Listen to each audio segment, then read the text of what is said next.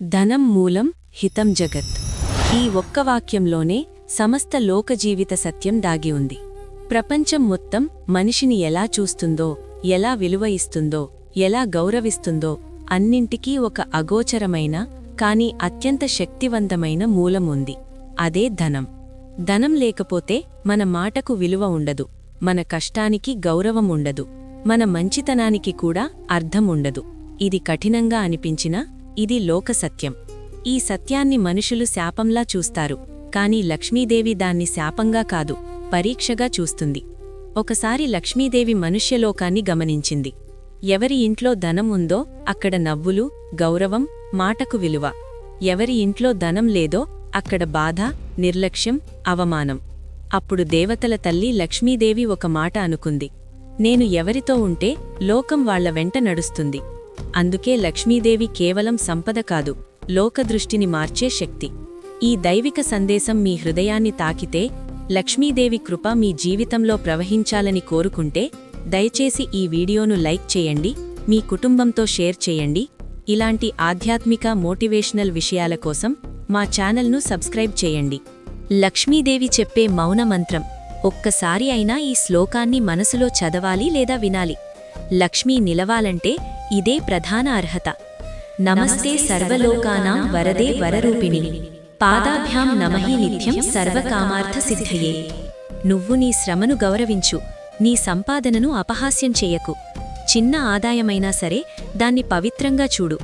అప్పుమీద జీవించడం అలవాటు చేసుకోకు. ఖర్చు చేసే ముందు నీ అంతరాత్మను అడుగు. ఎందుకంటే ధనం వచ్చే మార్గం బయట కాదు, మనిషి ఆలోచనల్లోనే మొదలవుతుంది. ఎప్పుడైతే మనిషి డబ్బు నాకు రాదు అని నమ్ముటాడో అప్పుడే లక్ష్మీదేవి అతని ఇంటి తలుపు మూసేస్తుంది. ఎప్పుడైతే మనిషి నేను కష్టపడతాను, నేర్చుకుంటాను, ఎదుగుతాను అని అనుకుంటాడో అప్పుడే లక్ష్మీదేవి అతని జీవితంలో అడుగుపెడుతుంది. ఇక్కడ ఒక గొప్ప సత్యముంది. ధనం రావడానికి అదృష్టం అవసరం లేదు, ధనం నిలవడానికి మాత్రం స్వభావం అవసరం. చాలామందంటారు డబ్బుంటే మనిషి చెడిపోతాడు. కాదు, డబ్బు మనిషిని చెడగొట్టదు. డబ్బు మనిషిలో ఉన్న అసలు స్వరూపాన్ని బయటకు తీస్తుంది. మంచివాడైతే మరింత మంచివాడవుతాడు, చెడువాడైతే అతని చెడు బయటపడుతుంది. అందుకే లక్ష్మీదేవి చాలా నెమ్మదిగా పరీక్షిస్తూ వస్తుంది. సంపదను ముందు చిన్నగా ఇస్తుంది. మనిషి ఎలా వాడుతున్నాడో చూస్తుంది. కృతజ్ఞత ఉందా, దురహంకారం పెరుగుతోందా, ఇతరులను తక్కువగా చూస్తున్నాడా? ఇవి అన్నీ చూసిన తర్వాతే ఆమె నిలుస్తుంది లేదా నిశ్శబ్దంగా వెళ్ళిపోతుంది. ధనం గురించి ఒక నిజం మనిషి అర్థం చేసుకోవాలి. సరైన జీవితం కోసం, ఇతరులకు సహాయం చేయడానికి, ఆత్మగౌరవంగా బ్రతకడానికి ధనం లేకపోతే లోకం తక్కువగా చూస్తుంది. ఇది నిజం. ధనం రావాలంటే కేవలం చేతులు కదలాలి అనుకోవడం తప్పు. మనసు కూడా మారాలి. కృతజ్ఞత లేని మనిషి దగ్గర ధనం నిలవదు. చిన్నగా వచ్చినా ఇది నాకు వచ్చిన వరం అని భావించిన వాడి దగ్గర లక్ష్మీ పెరుగుతుంది. లక్ష్మీదేవి మనిషి జీవనశైలిని గమనిస్తుంది. ఉదయం ఎలా లేస్తున్నాడు, సమయాన్ని ఎలా ఖర్చు చేస్తున్నాడు, తన సామర్థ్యాన్ని ఎలా పెంచుకుంటున్నాడు. ధనం అనేది ఒక ప్రవాహంలాంటిది. లక్ష్మీదేవిని గౌరవించిన వాడి దగ్గర సంపద నిలుస్తుంది. చాలామంది జీవితంలోకి డబ్బు వస్తుంది, కాని నిలవదు. అప్పుడు వారు అదృష్టాన్ని నిందిస్తారు, కాలాన్ని దూషిస్తారు, ఇతరులపై తప్పువేస్తారు. కాని లక్ష్మీదేవి విడిచిపెట్టే మొదటి కారణం మనిషి స్వభావం. ధనం వచ్చిన తర్వాత మారిపోయే మనిషిని ఆమె అస్సలు సహించదు. నిన్నటి పేదరికాన్ని మరిచిపోయి ఈరోజు వచ్చిన సంపదతో ఇతరులను తక్కువగా చూసే మనిషి ఇంట్లో లక్ష్మి ఎక్కువ కాలం ఉండదు. అహంకార ప్రదర్శన, అవసరం లేని ఆడంబరం ఇవన్నీ లక్ష్మీదేవికి అప్రియమైన లక్షణాలు.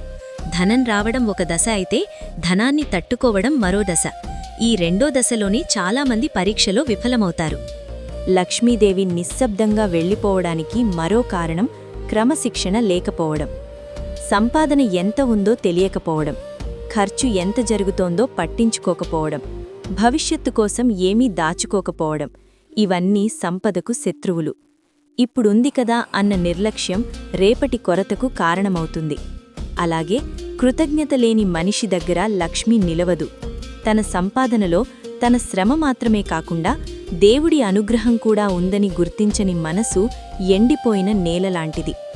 దానం చేయడమంటే మొత్తం ఇవ్వడం కాదు, తనకు సాధ్యమైనంత పంచుకోవడం నేర్చుకున్నవాడి దగ్గర సంపదకు కొత్త మార్గాలు తెరుచుకుంటాయి.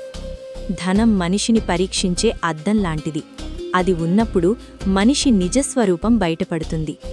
ధనం వచ్చినా మనిషి వినయంగా ఉంటే, తన మూలాలను మరిచిపోకపోతే, ఎదిగిన కొద్దీ మరింత బాధ్యతతో జీవిస్తే అక్కడ లక్ష్మీదేవి శాశ్వతంగా నివసిస్తుంది. నిజమైన ధనవంతుడు ఎక్కువ సంపాదించేవాడు కాదు, వచ్చిన దాన్ని విలువగా చూసేవాడు. లక్ష్మీదేవి చివరిగా చెప్పే సందేశం ఇదే: నీ సంపద నీకు సేవ చేయాలి, నువ్వు సంపదకు బానిస కావద్దు. ఈ సత్యాన్ని అర్థం చేసుకున్న మనిషి జీవితంలో ధనం మాత్రమే కాదు, ప్రశాంతత కూడా నిలుస్తుంది. లక్ష్మీదేవి మనిషిని సంపదతో కొలవదు, అతని జీవన విధానంతో కొలుస్తుంది. ఉదయం ఎలా లేస్తున్నాడు, రోజును ఎలా మొదలు పెడుతున్నాడు, తన సమయాన్ని ఎలా వినియోగిస్తున్నాడు, ఇవన్నీ ఆమె నిశ్శబ్దంగా గమనిస్తుంది. ఆలస్యంగా లేవడం, జీవితాన్ని నిర్లక్ష్యంగా తీసుకోవడం, అవకాశాలు వచ్చేప్పుడు భయంతో వెనక్కి తగ్గడం, ఇవన్నీ లక్ష్మీదేవిని దూరం చేస్తాయి. జీవితంలో ఒక క్రమం ఉండాలి.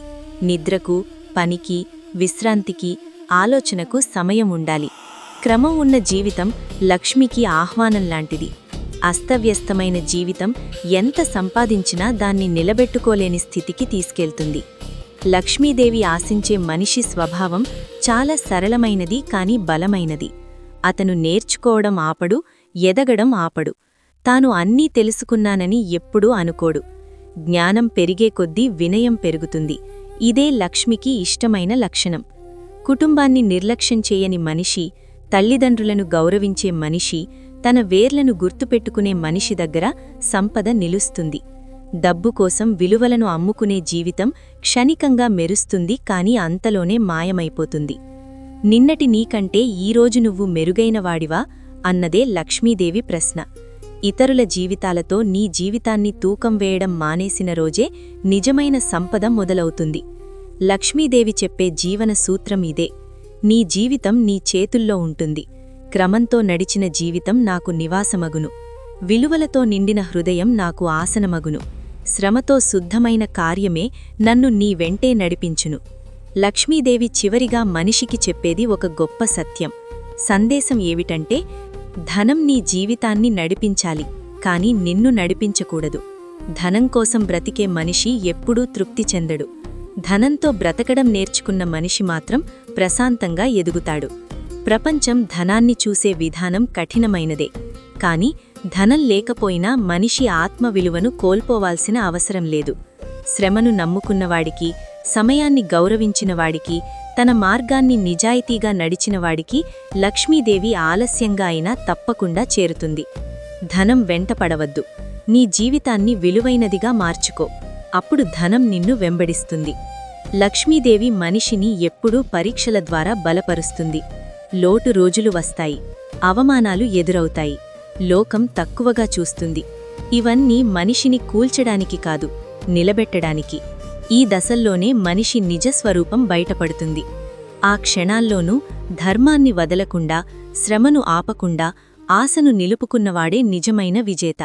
లక్ష్మీదేవి కేవలం ధనాన్నివ్వదు, ఆమె మనిషికి సహనం, ఆత్మవిశ్వాసం, దూరదృష్టిని కూడా ఇస్తుంది. ఇవే తర్వాత వచ్చే సంపదను మోయగల శక్తిని కలిగిస్తాయి. చివరిగా లక్ష్మీదేవి మౌనంగా కాని బలంగా చెప్పే సందేశం ఇదే: నీ జీవితం ఒక ఆలయం, నీ శ్రమ పూజ, నీ నిజాయితీ నైవేద్యం. ఈ మూడూ ఉన్న చోట నేను తప్పకుండా ఉంటాను. ధనం నీ చేతుల్లో ఉండాలి, నీ తలపై కాదు. నిన్ను నువ్వు గౌరవించుకున్న రోజే లోకం నిన్ను గౌరవించడం మొదలుపెడుతుంది. ధనం మూలం, హితం జగత్, కాని ధర్మమే దానికి మూలాధారం. ఈ సత్యాన్ని హృదయంలో పెట్టుకొని జీవించే మనిషికి లక్ష్మీదేవి కేవలం ఇంట్లోనే కాదు, జీవితమంతా తోడుగా ఉంటుంది.